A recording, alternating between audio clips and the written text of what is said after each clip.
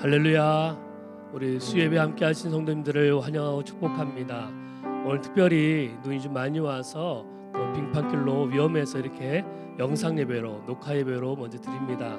그래도 이 시간에 함께 하신 하나님, 우리 각자 현장 가운데서 함께 하시고 우리 예배를 통하여 영광 받으시는 그 하나님을 온전히 바라보며 함께 찬양하기 원합니다. 같이 찬양하겠습니다.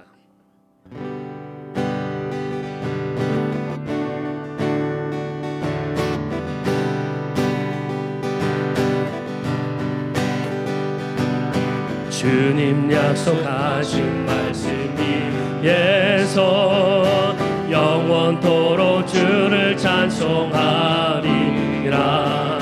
소리 높여 주께 영광 돌리며 약속 믿고 굳게 우리 한 번 더 고백하겠습니다. 주님 약속, 주님 약속하신 말씀이 예서 영원토록 주를 찬송하리. 소리 높여 주께 영광 돌리며 약속 믿고 굳게 서리라. 굳게 서리라. 굳게 서리. 영원하신 말씀 위에 굳게 서리. 굳게 서리. 그 말씀 위에 굳게 서리. 아멘. 주님 약속하신 말씀이 예서 세상 염려에게 엄습할 때에 용감하게 힘써 싸워 이기며 약속 믿고 굳게 서리라. 굳게 서리라. 굳게 서리. 영원하신 말씀 위에 굳게 서리. 굳게 서리. 그 말씀 위에 굳게 서리라. 주님 약속하신 말씀이 예서 영원하신 주의 사랑이 믿고 성령으로 힘써 싸워 이기며 약속 믿고 굳게 우리 그 약속을 굳게 붙들고 찬양합시다. 굳게 서리. 영원하신 말씀이 굳게 서리. 굳게 서리. 그 말씀 위에 굳게 서리라. 주님 약속하신 말씀 성령 인도하는 대로 성령 인도하는 대로 행하며 주님 품에 항상 안식 얻으며 약속. 우리 한 번 더 고백하실 텐데요, 이 시간이 그 시간인 줄 믿습니다. 주님 약속하신 말씀이 성령 인도하는 대로 성령 인도하는 대로 행하며 주님 품에 항상 안식 얻으며 약속 믿고 굳게 서리. 아멘. 굳게 서리. 영원하신 말씀 위에 굳게 서리. 굳게 서리.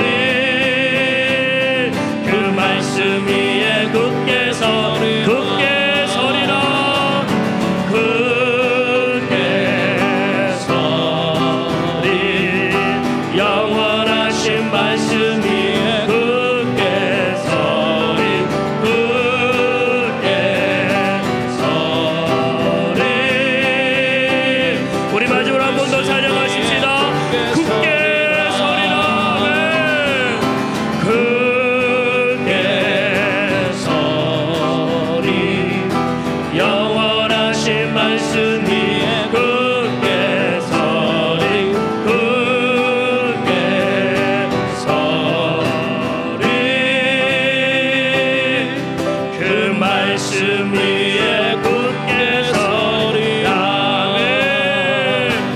성령이 계시네. 할렐루야 함께하시. 좁은 길을 걸으며 밤낮 기뻐하는 것 주의 영이 함께. 우리 한 번 더 고백하십시다. 성령이 함께 하십니다. 성령이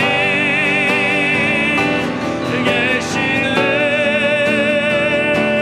할렐루야 함께하. 한 번 더 고백하십시다. 성령이 계시네. 할렐루야 함께하시네.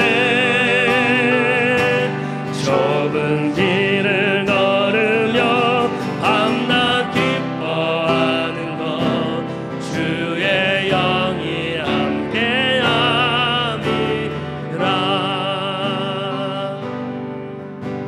이곳에 임하신 하나님 나라 가난한 마음으로 바라보리라. 먼저 그 나라 그 뜻 구하며 나의 삶 드리니 주님이 맡기신 하나님 나라 믿음의 눈으로 알아보리라. 하늘의 뜻이 이 땅 가운데 완성될 그날까지 믿음 다하여 그 위에 서리라. 하나님의 나라는 무너지지 않으리. 믿음 다하여 그 나라 세워가리라. 주님 곧 오실 때까지 이곳에 임하신 하나님 나라 가난한 마음으로 바라보리라. 먼저 그 나라 그 뜻 구하며 나의 삶 드리. 주님이 맡기신 하나님 나라 주님이 맡기신 하나님 나라 믿음의 눈으로 알아보리. 하나님의 뜻이 하늘의 뜻이 이 땅 가운데 완성될 그날까지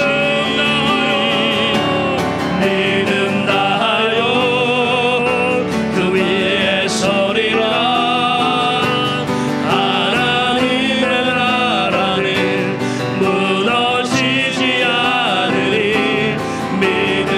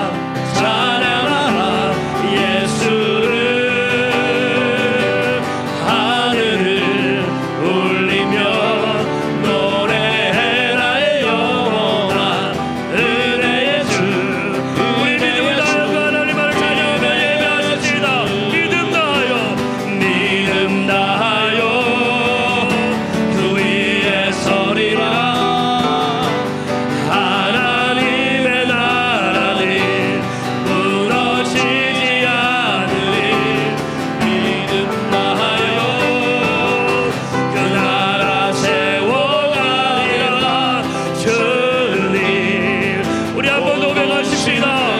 믿음 다하여 믿음 다하여 그 위에 서리라. 하나님의 나라는 무너지지 않으리.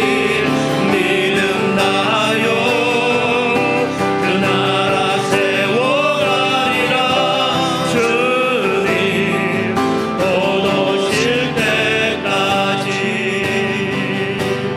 믿음 다하여 그 위에 서리라. 하나님의 나라는 무너지지 않으리. 믿음 다하여 그 나라 세워가리라. 주님 곧 오실 때까지. 그렇습니다. 주님, 우리의 믿음을 다하여서 주님의 나라를 세워가기를 원합니다. 이 땅에 다시 오실 주님을 바라보면서 우리가 이 세상에서 그 다시 오실 주님을 기다리되 온전히 믿음을 다하여 그렇게 기다릴 수 있기를 원합니다. 주님, 우리의 상황이 어떻든지, 우리 앞에 어떤 고난이 닥쳐오든지, 우리가 어떤 감정으로 살아가든지, 주님, 오직 참된 믿음을 가지고 그 모든 것들을 다스리시는 주님을 의지하며 제자의 길을 걸어가기를 원합니다. 주님, 우리와 함께하여 주시고 성령으로 동행하여 주시옵소서. 예수님 이름으로 기도합니다. 아멘. 오늘 우리에게 주신 하나님의 말씀은 디도서 마지막 부분입니다. 3장 9절에서 15절까지 말씀입니다. 우리 시청하고 계시는 그 자리에서, 예배하는 자리에서 같이 읽도록 하겠습니다. 그러나 어리석은 논쟁과 족보 이야기와 분쟁과 율법에 관한 싸움을 피하십시오. 이것은 유익이 없고 헛될 뿐입니다. 분파를 일으키는 사람은 한두 번 타일러 본 뒤에 물리치십시오. 그대가 아는 대로 이런 사람은 옆길로 빠져버렸으며 죄를 지으면서 스스로 단죄를 하고 있습니다. 내가 아데마나 두기고를 그대에게 보내거든 속히 니고볼리로 나를 찾아오십시오. 나는 거기서 겨울을 지내기로 작정하였습니다. 서둘러 주선하여 율법교사인 세나와 아볼라를 떠나보내주고 그들에게 조금 더 부족한 것이 없게 해 주십시오. 우리의 교우들도 절실히 필요한 것을 마련하여 줄 수 있도록 좋은 일을 하는 데에 전념하는 것을 배워야 합니다. 그래야 그들은 열매를 맺지 못하는 사람이 되지 않을 것입니다. 나와 함께 있는 모든 사람이 그대에게 문안합니다. 믿음 안에서 우리를 사랑하는 사람에게 문안하십시오. 은혜가 여러분 모두에게 있기를 빕니다. 아멘. 우리가 지금까지 디도서를 수요일 날마다 묵상해 왔는데요. 디도서를 통해서 사도적 삶, 또 사도적 교회에 대해서 묵상했죠. 사도란 보냄을 받은 사람들이란 뜻이라고 말씀을 나누었습니다. 세상 속으로 보냄받은 사람들이 사도입니다. 물론 예수님의 12제자를 우리가 사도라고 부르죠. 또 사도 바울 사도라고 부릅니다. 초대 그 사도들의 의미, 소위 사도권이라고 하는 의미에서는 그들이 사도일 수 있죠. 그러나 사도라고 하는 의미로 우리가 살펴볼 때 보냄을 받은 사람들이라는 의미로 본다면 이 시대에 우리 모든 성도들도 세상 속으로 보냄을 받은 그런 의미에서 사도라고 이야기할 수가 있을 겁니다. 그래서 디도서를 통해서 우리는 어떻게 사도적인 삶을 살아야 하는지, 또 사도적인 교회는 어떤 교회인지에 대해서 묵상을 했습니다. 사도적인 삶을 살아야 할 장로에 대해서 또 감독에 대해서 권고하는 음성을 들었죠. 또 거짓 교사들에 대해서 우리는 어떤 태도로 맞서야 하는지를 우리가 또 묵상했습니다. 그리고 사도적인 삶을 살아야 할 교우들을 연령대별로 또 남성, 여성 이렇게 그 연령대별로 그들의 삶의 모습은 어떠해야 하는지를 묵상했습니다. 그리고 이 세상 속에서 우리가 어떻게 구체적으로 사도의 삶을 살아야 하는가에 대한 실천을 또 묵상했었죠. 이 디도를 향한 사도 바울의 권면이 오늘 우리의 삶 속에도 그대로 적용될 수 있기를 기도합니다. 자, 오늘은 이제 마지막으로 이 디도서를 통한 사도적 삶의 마지막 부분인데요. 사도적 삶을 위해서 우리가 피해야 할 것과 행해야 할 것을 묵상합니다. 이 두 가지를 묵상하게 되는데 피해야 할 것과 또한 행해야 할 것입니다. 자, 먼저는 피해야 할 것입니다. 9절부터 12절을 다시 한번 읽어보겠습니다. 그러나 어리석은 논쟁과 족보 이야기와 분쟁과 율법에 관한 싸움을 피하십시오. 이것은 유익이 없고 헛될 뿐입니다. 분파를 일으키는 사람은 한두 번 타일러 본 뒤에 물리치십시오. 그대가 아는 대로 이런 사람은 옆길로 빠져버렸으며 죄를 지으면서 스스로 단죄를 하고 있습니다. 첫 번째 피해야 할 것을 이야기하고 있는데요. 무익한 논쟁을 피하라고 이야기를 하고 있습니다. 이단이라든가 거짓 교사들 그리고 불신자들과의 무익한 논쟁은 피하라는 겁니다. 왜냐하면 그런 논쟁 자체가 무의미하고 어리석은 것이기 때문이다라는 거죠. 특히 우리가 신앙생활하면서 피해야 할 몇 가지 중요한 논쟁의 주제들이 있습니다. 피해야 할 논쟁의 주제들을 아는 것이 중요합니다. 자, 첫 번째는요, 성경에서 말하고 있지 않는 내용에 대한 논쟁을 피하십시오. 과거에는 초대교회 때부터 성경에 나와 있지 않은 그런 이야기들로 성도들을 혹세무민하는 일들이 있었습니다.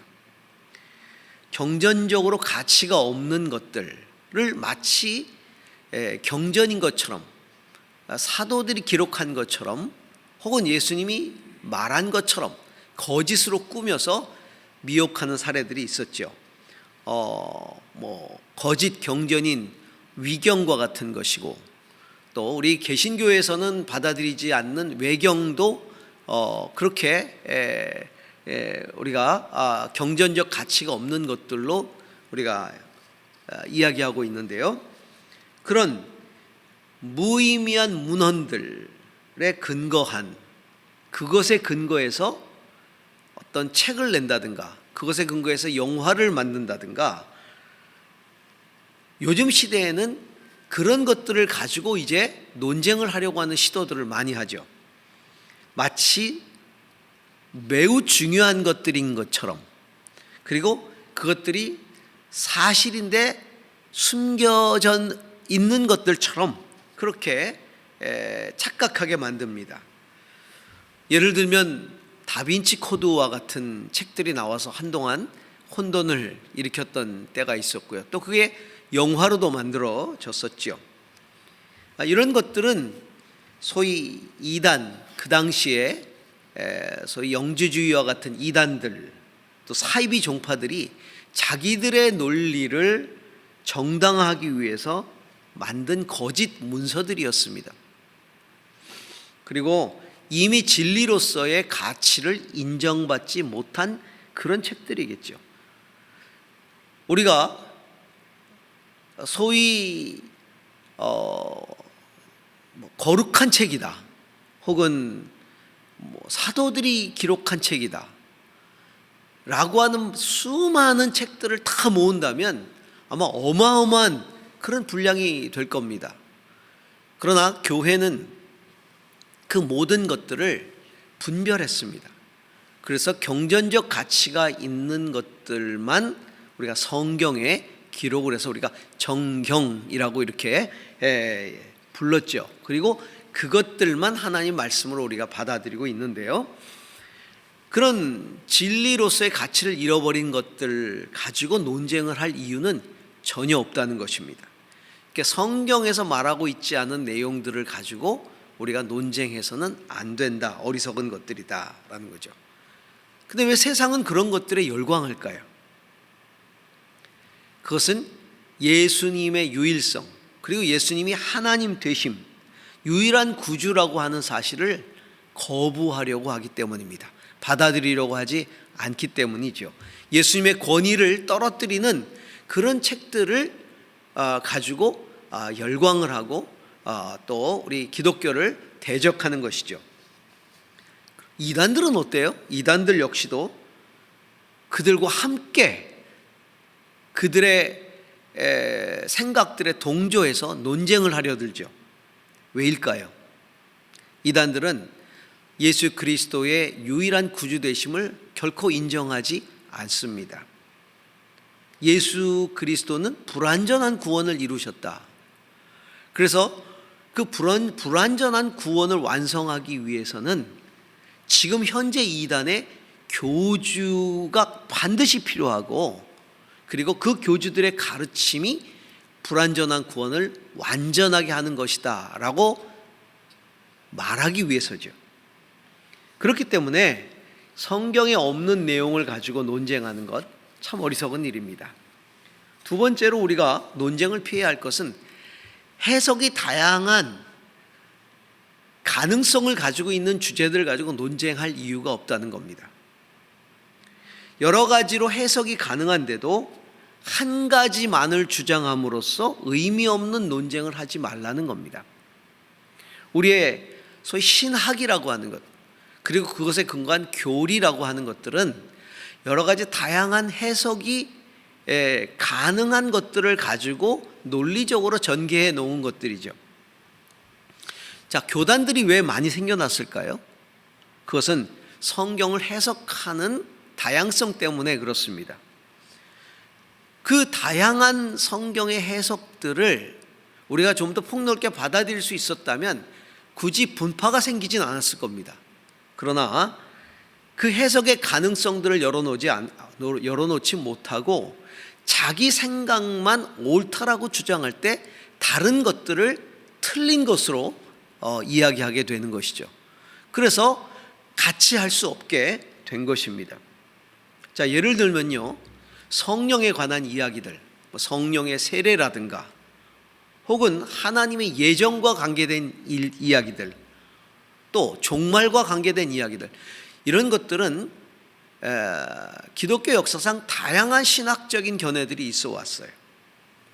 우리가 그것들 가지고 논쟁을 꽤 오랫동안 해왔는데 사실 그것이 논쟁의 주제나 거리라고 이야기하지 못합니다.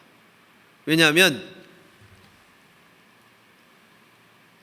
다양한 해석이 가능하기 때문이죠.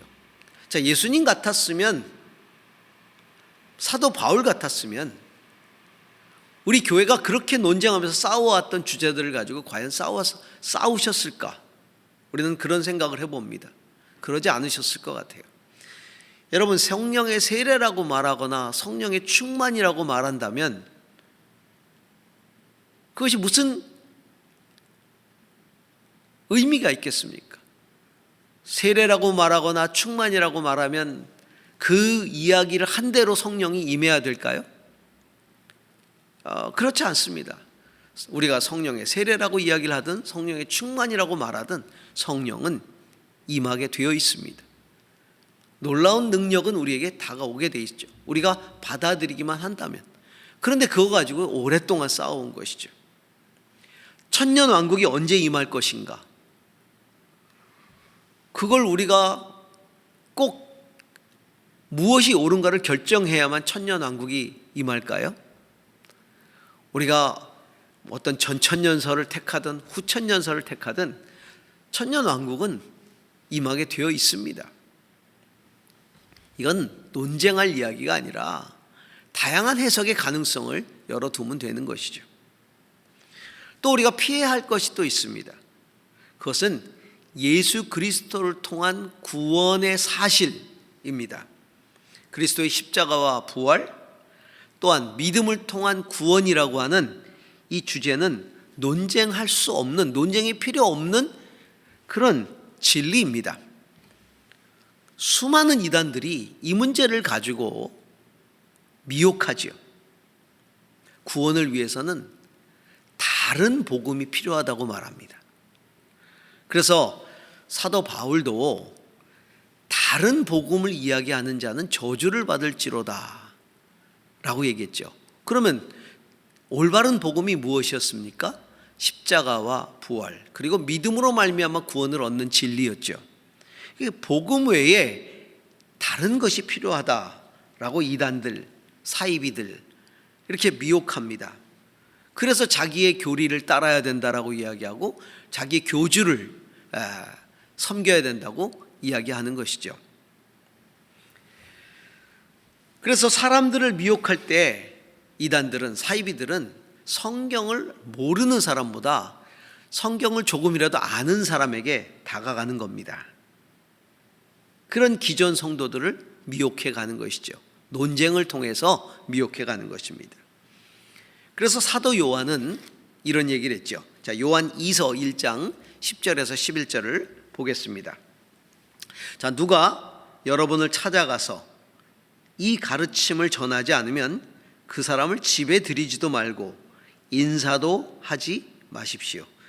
그에게 인사하는 사람은 그가 하는 악한 일에 동참하는 것입니다. 여기서 이 가르침, 누가 여러분을 찾아가서 이 가르침을 전하지 않으면 이라고 말할 때 이 가르침은 바로 예수 그리스도께서 인간으로 오신 하나님의 아들이라고 하는 그 가르침이죠. 성육신, 이 복음을 이야기하지 않으면 그런 이단들은 집에 들이지도 말라고 이야기합니다. 그리고 인사도 하지 말라는 것이죠. 그에게 인사하는 사람은 악한 일에 동참하는 것이다. 단호하게 배격하라고 이야기를 하고 있는 것이죠. 구원은 논쟁의 주제가 아니라 선포의 주제입니다. 확고한 믿음으로 선포해야 될 사건이죠. 예수님이 제자들에게 당부하신 것은 십자가와 부활, 그리고 믿음으로 말미암아 얻는 구원의 복음을 선포하라는 것이죠. 온 천하에 다니며 만민에게 복음을 전파하라고 하신 것입니다. 초대교회는 이 복음의 신앙 고백을 어떻게 했을까요? 바로 로마서 1장 2절에서 5절 내용은 초대교회가 고백했던 초대교회 신앙 고백의 내용이라고 합니다. 자, 로마서 1장 2절에서 5절을 좀 보겠습니다. 자, 이 복음은 하나님께서 예언자들을 통하여 성경에 미리 약속하신 것으로 그의 아들을 두고 하신 말씀입니다. 이 아들은 육신으로는 다윗의 후손으로 태어나셨으며 성령으로는 죽은 자 가운데서 부활하심으로 나타내신 권능으로 하나님의 아들로 확정되신 분이십니다. 그는 곧 우리 주 예수 그리스도이십니다. 우리는 그의 은혜를 입어 사도의 직분을 받았습니다. 그것은 우리가 그의 이름을 전하여 모든 민족이 믿고 순종하게 하려는 것입니다. 초대교회가 고백했던 신앙 고백의 내용은 예수 그리스도는 다윗의 후손으로 이 땅에 육신으로 오셨고 부활하셨다는 것입니다. 우리는 그것을 전한다는 것이죠. 그러므로 우리가 성경에 나와 있지 않은 이야기들, 또 예수 그리스도의 구원 사건에 관한 것들, 또 다양한 해석이 가능한 것들, 이런 것들은 논쟁의 거리로 삼지 말아야 하는데 참 많은 분들이 이 논쟁에 시간을 허비하고 마음을 상해하고 믿음이 흔들리고 하는 경우들을 보게 됩니다. 논쟁거리로 삼지 말라는 이야기는 그것에 전념하지 말라는 것이죠. 오늘 사도 바울은 그런 내용들을 포괄적으로 담으면서 여기에 보니까 어리석은 논쟁과 족보 이야기와 분쟁과 율법에 관한 싸움을 피하라고 이야기하고 있죠. 이 구원 외에 다른 것들을 더하려는 시도들입니다. 이 모든 것들이. 예를 들면 족보 이야기라고 하는 것은 그 당시에 구원을 얻을 수 있는 어떤 계보의 이야기들, 족보의 이야기들이 있었던 것 같습니다. 어느 족보에 있는 사람들은 구원과 더 가깝다, 하나님의 사랑을 더 많이 받는다, 이런 이야기들이 있었던 것 같습니다. 뭐 오늘날 말하면 내가 몇 대째 신앙인이다, 우리 집안이 몇 대째 신앙의 가문이고 뭐 몇 대째 목사의 가문이고 장로의 가문이고 그래서 내가 구원에 더 가깝다라고 생각하는 뭐 그런 사고 방식과도 뭐 일맥상통할 수 있죠. 그래서 어떤 족보의 이야기 들먹이고, 또한 율법을 들먹이면서 어떤 율법을 지켜야만 구원을 얻을 수 있다라고 이야기하는, 사도 바울이 이야기했던 이 소위 거짓 복음, 다른 복음이죠. 율법을 더 많이 강조하는 율법주의적 교사들의 어떤 자기 의를 강조하는 것들, 그러면서 구원을 흔들어 놓는 거죠. 복음은 논쟁의 주제가 아니라 선포의 주제라는 것을 우리가 기억해야 합니다. 그래서 논쟁하려는 자들은 한두 번 타일러서 물리치라라고 말하고 있는 거죠. 물리치라는 얘기는 논쟁하지 말라, 의미가 없다라는 겁니다. 혹시 우리 가운데 이런 생각을 가지고 있는 분도 계실 거예요. 내가 그들을 꼭 논쟁을 통해 설복시키겠다, 굴복시키겠다, 그들을 변화시키겠다. 그들은 절대 굴복하지도 않고 설복되지도 않습니다. 변화하려고 하지도 않습니다. 그래서 그런 논쟁은 우리가 피하는 것이 중요합니다. 두 번째, 피해야 될 것과 함께 행해야 될 것들을 이야기하고 있죠. 자, 12절, 13절을 좀 보도록 하겠습니다. 내가 아데마나 두기고를 그대에게 보내거든 속히 니고볼리로 나를 찾아오십시오. 나는 거기에서 겨울을 지내기로 작정하였습니다. 서둘러 주선하여 율법 교사인 세나와 아볼로를 떠나보내주고 그들에게 조금 더 부족한 것이 없게 해 주십시오. 우리가 사도적인 삶을 살아가는 데 있어서 행해야 할 것들이 있다면 사도적인 동력이라고 하는 것입니다. 사도적 삶을 살아내기 위한 동역이라고 하는 것이죠. 사도 바울은 디도를 위해서 그를 도울 수 있는, 동역할 수 있는 사람들을 보내주었습니다. 여기 보니까 아데나, 두기고를 보내죠. 그래서 아데나와 두기고를 보내서 디도와 함께 니고볼리로 오도록 요청을 합니다. 그 니고볼리를 전초기지로 삼아 복음을 더 전하고자 하는 의도죠. 그래서 디도를 도울 수 있는 동역자들을 보내주는 것입니다. 다른 지역을 복음화하기 위해서요. 또한 여기 보니까 세나와 아볼로라는 이름이 나오죠. 그래서 율법 교사인 세나와 아볼로를 떠나 보내주고, 그러니까 세나와 아볼로를 사도 바울이 디도에게 보내주었습니다. 이들은 율법에 능통한 자들이었죠. 그래서 그 당시에 그레데 섬에 율법주의의 거짓 교사들에게 대항을 하고 율법적인 논리로 그들을 이겨내기 위해서 디도에게 이런 사역자들을 보내주어서 디도를 돕게 한 것입니다. 그래서 그들과 함께 사역을 하고 또한 그들을 도우라고 이야기를 하고 있는 것이죠. 사도행전 18장 24절에서 25절을 보면 아볼로라는 사람의 이야기가 잠깐 나오는데요. 이렇게 나오죠. 그런데 알렉산드리아 태생으로 아볼로라는 사람이 에베소에 왔다. 그는 말을 잘하고 성경에 능통한 사람이었다. 그는 이미 주님의 도를 배워서 알고 있었고 예수에 관한 일을 열심히 말하고 정확하게 가르쳤다. 이렇게 이야기를 하고 있습니다.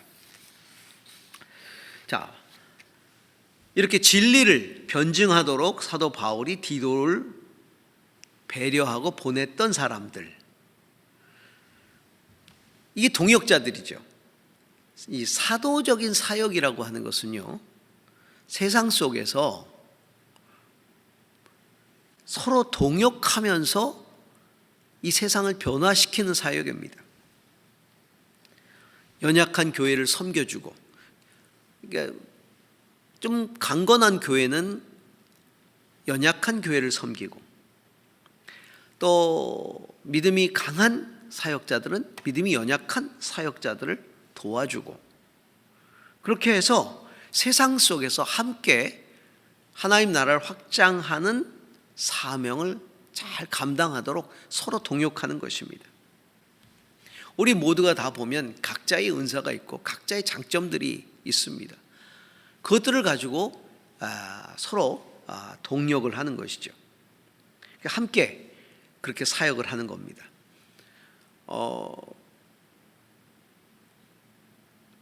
특별히 저희 같은 경우 이제 청소년 사역을 합니다.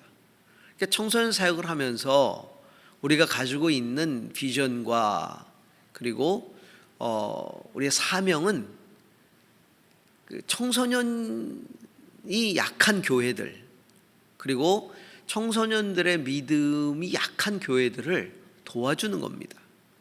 그리고 그들 일으켜내는 것이죠. 그러니까 교회를 일으키는 것이고 다음 세대를 살려내는 겁니다. 그런 사명을 우리는 가지고 있죠. 또 북한 사역도 마찬가지고 북한을 품고 사역하는 사역자들 우리가 도와주는 것이고 함께 동역하는 것입니다. 그러니까 동역을 통해서 우리는 하나님 나라를 세워가는 것이죠. 그러니까 우리가 해야 할 것은 사도적 동역입니다.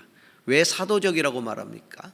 세상 속에서 그것들을 감당해 나가야 되기 때문에 사도적이라는 표현을 쓰는 겁니다. 사도 바울이 디도에게 이 동역자들을 보낸 이유는 세상 속에 그 교회가 있기 때문에, 그래서 섬에 세워진 교회들이 세상 속에 존재하기 때문이죠. 오늘날 교회도 세상 속에 존재합니다. 세상 속에서 세상의 도전을 이겨내야 됩니다. 그러므로 우리는 동역해야 되는 것이죠. 교회와 교회가 동역하고, 교회와 선교단체가 서로 동역하고, 또 성도와 성도가 동역하고, 이렇게 동역함으로써 교회가 정말 이 세상 속에서 능력 있게 그 사명을 감당해 나갈 수 있도록 해야 되는 것이죠. 자, 오늘 말씀을 마무리하는 마지막에 우리가 또 하나 살펴볼 것은 바로 이 사도적인 동역이 교회의 사명이라는 것. 그래서 모든 교회와 그리고 성도들은 어떻게 사도적으로 동역해 나갈 것인가를 배우고, 그리고 그 배움대로 동역을 해 나가야 된다는 것입니다. 사도 바울은 디도에게 성도들을 통해서 세나와 아볼로를 도우라고 말하죠. 14절에 우리 교우들도 절실히 필요한 것을 마련하여 줄 수 있도록 좋은 일을 하는데 전념하는 것을 배워야 합니다. 다른 말로 표현하면 사도적 동역을 배워야 한다는 겁니다. 그래야 그들은 열매 맺지 못한 사람이 되지 않을 겁니다 라고 이야기를 하고 있는 것이죠. 교회와 동역하도록 파송된 사역자들, 이 사역자들을 도울 책임이 누구에게 있을까요? 교회에게 있죠. 성도에게 있죠. 그렇기 때문에 교회를 위하여 동역해 주는 사람들을 섬기는 것의 중요성은 배워나가야 된다는 겁니다. 우리가 처음 주님을 믿으면 자신이 복을 얻기 위해서 신앙생활을 합니다. 하지만 신앙이 성숙해지면 하나님 나라를 생각합니다. 하나님 나라를 이루는 일을 먼저 생각하기 때문에 그 하나님 나라를 위해서 동역이 얼마나 중요한가를 깨닫게 되고 그런 사도적인 동역을 해나가기 시작하죠. 어떤 사람은 재능으로 섬깁니다. 어려운 교회에 가서 섬기기도 하고요. 또 단체를 섬기기도 하고요. 어떤 사람은 물질을 통해서 동역을 합니다. 교회와 동역하는 동역자들, 또 이런 사도적인 삶을 살아가는 사역자들을 돕는 것은 그 도움을 통해 맺게 되는 열매를 함께 거두는 것이겠죠. 그래서 그들을 도와주는 이 일들은 결국은 그 열매를 거두는 일입니다. 사실 우리는 그 사역들을 다 할 수가 없습니다. 하나님이 하시는 모든 일에 어떻게 교회가 다 전부 다 참여를 하겠습니까? 성도들이 다 모든 일을 어떻게 하겠습니까? 성도들이 할 수 있는 일은 그 사역자를 돕는 일이죠. 그래서 청소년 사역자를 도우면서 청소년 사역의 열매를 우리가 거두게 되는 것이고, 선교 사역자들을 도우면서 선교 사역의 열매를 거두게 되는 것이고, 긍휼 사역자를 도우면서 긍휼 사역의 열매를 거두게 되는 것이고요. 우리는 그렇게 그들을 도우면서 그 열매를 함께 거두게 되는 것입니다. 저희가 이제 교회를 개척하고 26년이 되었습니다. 참 많은 동역자들이 저희 교회와 함께 동역을 했었고 또 지금도 하고 있고요. 우리가 지난주에도 선교 단체를 위해서 혹은 선교사들을 위해서 우리가 후원을 약정했는데, 이게 다 동역자들을 위한 우리의 결단 아니겠습니까? 그뿐만 아니라 많은 사역들을 위해서도 동역을 해왔죠. 예를 들면 아버지 학교가 시작될 때도 우리 교회에서 시작이 됐어요. 몇 기를 우리 교회에서 했죠. 그리고 우리 교회 많은 사역자들이 그것을 섬겼습니다.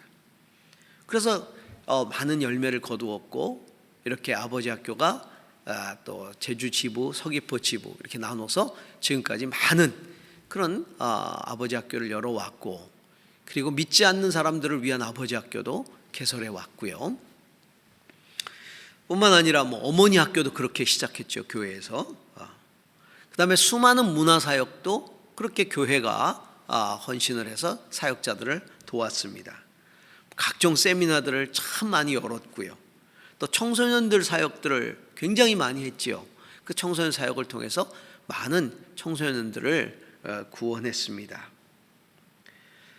그냥 놀라운 건 그때마다 그 사역들이 펼쳐질 때마다 우리 교회와 성도들이 기쁨으로 그들을 극진히 섬겼다는 겁니다. 참 놀라울이 많지. 그 섬겼어요. 지금도 기억이 납니다. 아버지 학교가 시작되었을 때, 그때 교회가 개척하고 얼마 안 돼서 아버지 학교가 시작되었는데, 그 당시에 아버지 학교에 들어가는 모든 비용들을 교회가 다 부담을 했어야 됐어요. 왜냐하면 모든 스태프들이 전부 다 서울에서 내려왔기 때문에 첫 시작이라. 근데 개척 교회가 재정이 얼마나 있었겠습니까? 통장에 얼마 없었는데 그 통장에 있는 돈을 전부 다 아버지 학교를 위해서 다 썼던 기억이 납니다. 그러고 나니까 통장에 잔고가 없어졌어요. 그런데 놀라운 것은 그걸 통해 참 아름다운 열매들이 계속 맺혀졌다는 것이죠. 정말 30배, 60배, 100배의 결실이 맺어졌다는 겁니다. 그 모든 사역들이 다 그래왔던 것 같아요. 각종 세미나, 두란노 세미나를 할 때마다 그 비용들이 수백만 원에서 수천만 원에 이르기까지 그렇게 다 마이너스가 됐었죠. 이 제주도 사정이 그랬습니다. 그런데 그때마다 교회에 있는 모든 재정을 다 그렇게 사용을 해서 지금까지 그래왔지만 교회가 통장에다 돈을 쌓아놨던 적이 없었던 것 같아요. 단 한 번도. 있는 대로 그 사역자들을 위해서, 사역을 위해서 동역하는 일에 다 써왔던 것 같아요. 그것이 기쁨이었어요. 재정적으로도 동역하고 성도들이 놀랍게 헌신해서 같이 동역해주고. 여러분, 이런 동역은요, 자기만을 위해서, 자기 교회만을 위해서, 또 자기 위주로, 신앙생활했던 사람에게는 여간 불편한 일이 아닐 수가 없어요. 교회 공간을 내어준다든가, 교회 재정을 그들을 위해서 쓴다든가, 그들을 위해서 우리가 헌신해 줘야 된다든가, 이런 것들은 참 불편한 일이죠. 그러나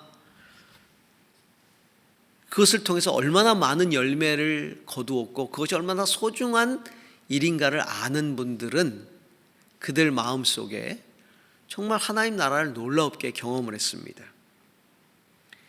저희 교회와 동역하기 위해 찾아온 많은 사역자들은 아볼로나 세나와 같은 자들이었어요. 제가 너무나 감사한 것은 그 어떤 단체이든지 간에 또 어떤 사역자이든지 간에 저희 교회와 같이 동역했던 분들은 모두가 다 함께 기뻐하고 또 같이 은혜를 나누었고, 그리고 지금도 그것을 고마워하고, 또 지금도 여전히 우리가 기도로 또 여러 가지 면에서 그 동역의 관계가 이어져 가고 있다는 겁니다. 여러분, 우리는 이들을 돕고 섬겨야 됩니다. 제가 제주에 와서 얼마 안 됐을 때 참 많은 단기 선교팀들이 이 제주를 찾았던 것 같아요.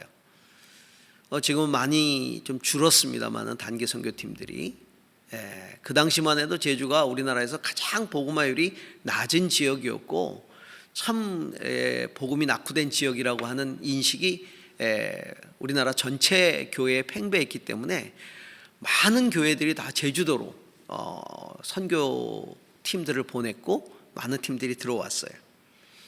그래서 저희도 교회를 시작하고 나서 개척하자마자 단기 선교 팀들이 들어왔던 기억이 납니다. 그들이 그때 기억에 YM 팀들이었는데, DTS 팀들이었는데 저희 교회 와서 묵으면서, 개척교회에서 묵으면서 주변에 선교를 했던 기억이 나요. 그때가 공교롭게도 태풍이 올 때였어요. 태풍이 그때 막 왔습니다. 그래서 그 팀들이 이제 그 태풍을 아주 직격으로 맞은 거죠. 근데 저도 그때 제주도 와서 태풍을 한 번도 겪어보지 못했을 때라 태풍이 얼마나 무서운지 몰랐어요. 그래서 아침에 새벽기도 때 이제 새벽기도를 하러 이렇게 나오는데 이 비바람이 어마어마한 거죠. 차를 타고 운전해 가지고 가는데 뭐가 차 위로 휙 지나가요. 그 뒤로 보니까 간판이 정면으로 날라온 거죠. 그때 차에 맞았으면 큰일 날 뻔했을 겁니다. 근데 다행히 위로 날아가서 지나갔죠. 간담이 서늘했습니다. 이게 태풍이구나. 그래가지고 어찌 해가지고 교회에 도착해서 새벽 기도를 하려고 와보니 아무도 안 왔죠. 그런데 다행히 그때 단기 선교 와 있던 그 팀들이 새벽에 다 나와서 앉아 있는 거예요. 그때 정말 천군만마를 얻은 것 같은 그런 마음이 들었습니다. 그 이후로도 수없이 많은 팀들이 저희 교회에 와서 묵으면서 단기 선교를 했던 것 같고요. 그런데 그때 이제 이렇게 같이 교계에 이렇게 만남을 갖다 보면 그런 이야기를 하시는 분들이 있었어요. 단기 선교를 왜 오는지 모르겠다는 거예요. 그들이 와서 며칠 있다 그러고 가는 게 제주 선교에 무슨 도움이 있겠느냐, 오히려 더 번거롭게 한다, 이런 이야기를 하시는 분도 있었어요. 차라리 그냥 오지 않았으면 좋겠다. 제주에 대해서 알지도 못하고 오면서 괜히 제주를 굉장히 아는 것처럼 이야기하고 또 일주일 있으면서 또 복잡하게 만들고 그런다, 이런 얘기를 하면서 탐탁치 않게 여기는 분들도 있더라고요. 우리 복음화, 제주 땅의 복음화는 우리 스스로 할 수 있다라고 생각하는 그런 사람들이 있었어요. 그때 저는 그 말을 들으면서 굉장히 독선적인 교만이다라고 생각을 했죠. 동력에 대한 가치를, 물론 그들이 어떤 의미로 그 얘기를 했는지는 제가 이해는 합니다.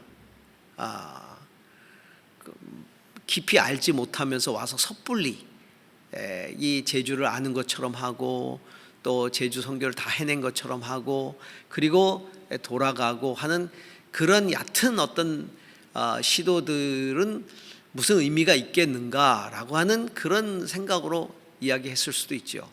그러나 그런 작은 시도들이 모여서 큰 물줄기를 이루는 것이죠. 사역의 물줄기를 이루고 큰 힘을 이루고 그것들이 우리의 마음들을 다시 새롭게 하고 그러면서 우리가 다 제주에 있는 교회들이 또 다시 또 마음가짐도 새롭게 하고 굉장히 귀한 동력이라고 생각했어요. 그래서 저희 교회가 끊이지 않았던 것 같아요. 아우리치에 오시는 팀들이 끊이지 않았고 최근에는 이제 제주가 복음의 대상이라고 하는 생각이 많이 좀 옅어진 것 같아요. 많은 팀들이 제주에 많이 오지 않는 게 좀 아쉽지만 그리고 실제로 제주보다 복음화율이 낮은 지역이 더 많아졌고요. 그렇지만 여전히 우리는 그런 동역에 대한 그런 그 마음들을 가지고 있습니다. 우리는 성경을 통해서 그리고 우리 믿음의 선배들을 통해 이런 사도적 동역을 배워야 합니다.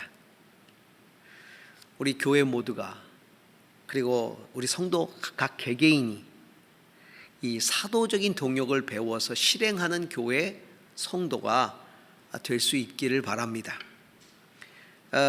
저는 가끔 어느 단체의 어떤 모임이라든가 집회라든가 설교하기 위해서 갈 때가 있어요. 선교단체들이죠. 근데 거기 가면 우리 교우들을 만나요. 깜짝 놀라죠. 우리 교우들이 그 단체에 헌신하고 있는 모습을 보면서 근데 저는 너무나 기쁩니다. 왜냐하면 정말 빚도 없이 그렇게 진짜 소리 없이 그렇게 단체를 섬기고 또 후원하고 하고 있는 그런 모습들을 보면 참 성숙하다는 생각을 하게 됩니다. 사도적 동역 참 중요하죠. 저는 이 아름다운 교회가 사도적 동역의 아름다운 소문이 났으면 좋겠습니다. 그리고 그것을 통해 더 많은 열매들을 거둘 수 있기를 소망합니다. 이제 디도서를 닫으면서 우리는 이 단어를 꼭 기억해야 합니다. 사도라고 하는 단어입니다. 우리는 보냄받았다라는 겁니다. 이 세상 속에 보냄받은 그런 성도들이다라는 생각, 그런 교회다라고 하는 생각을 우리가 꼭 가지고 사도적 사명을 다 감당하는 교회와 그리고 성도들이 될 수 있기를 주님의 이름으로 축복합니다. 기도하겠습니다. 우리 함께 잠시 좀 같이 기도하십시다. 주님께서 우리 사도들을 세상 속으로 보내셨습니다. 온 천하에 다니며 만민에게 복음을 전파하라 하셨습니다. 우리 주 예수 그리스도께서 기도하시면서 아버지께서 나를 세상에 보내신 것처럼 나도 세상으로 저들을 보냅니다. 저들을 진리로 거룩하게 해 주십시오라고 기도했던 그 기도를 기억합니다. 하나님, 여전히 우리가 지금도 세상 속에 사도로서 보냄받아 그곳에 서 있습니다. 사도적 삶을 살아낼 수 있게 하여 주옵소서. 우리 교회는 사도적 삶을 산 교회가 되게 하여 주옵소서. 그래서 이 세상 속에서 하나님 나라를 확장해 가는 그런 사도들의 모습이 되게 하여 주옵소서. 우리 함께 같이 기도하겠습니다. 살아계셔서 역사하시는 하나님 아버지, 오늘도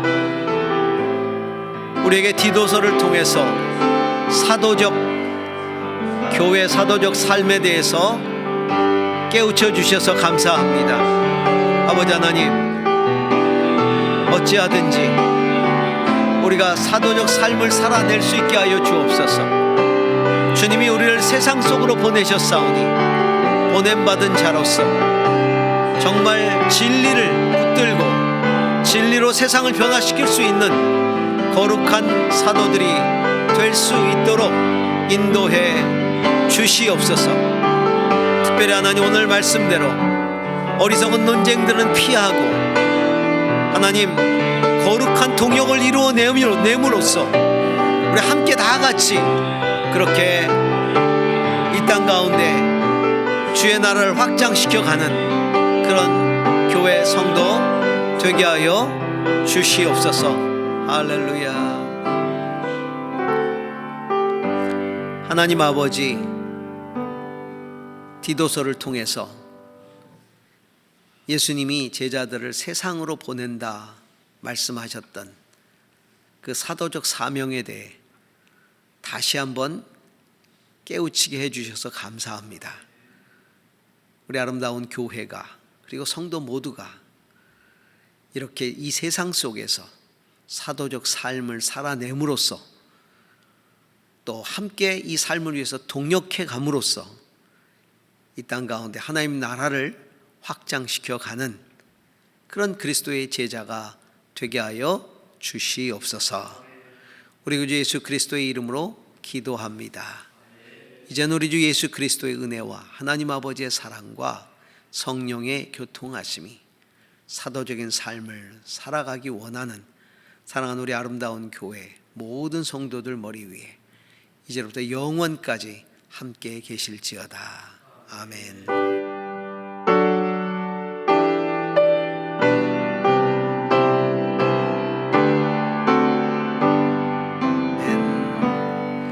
예배 마쳤습니다. 함께 앉아서 예배 드리는 분들 있으면 혹은 홀로 예배를 드리고 있는 분들은 가슴에 손을 대고 당신은 혹은 나는 이 시대의 사도입니다. 사도적 삶을 사십시다. 이렇게 서로 축복하시기 바랍니다. 당신은 사도이십니다. 사도적 삶을 살아내십시다. 예, 예배 마쳤습니다.